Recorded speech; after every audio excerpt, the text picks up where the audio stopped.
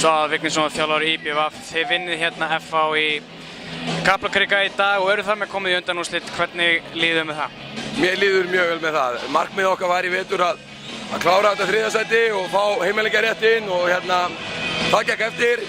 Þá setjum við okkur markmið um að vinna FH og ætlum að gera það í 2 leikjum helst og það gekk eftir þó að leikirnir hafa verið jafnir og skemmtilegir og klára fram og við setjumst niður og setjum okkur markmið fyrir þann leik.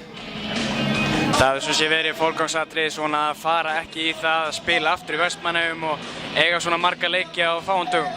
Já, og þetta er eins og ég kom inn áður. Við erum ekki með breiðan hóp og það reynir mikið á þessar gömlu.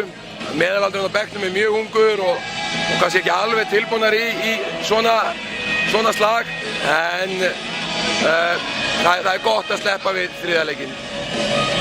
Hvað fannst þér svona best við leik þinn að stelpna í dag?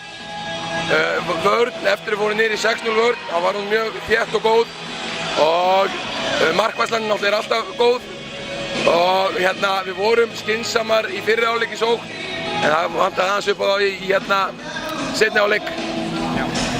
Hvernig líst þið síðan annars á það, heldur að þið komist í úrslit? Já, það er svo sem ekkert launungamál, við stefnum þangað eins og Framara niður og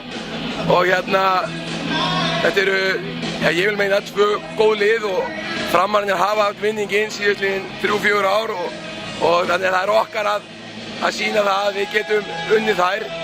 Þær eru klárlega sigurstranglegri svona fyrir rimmuna.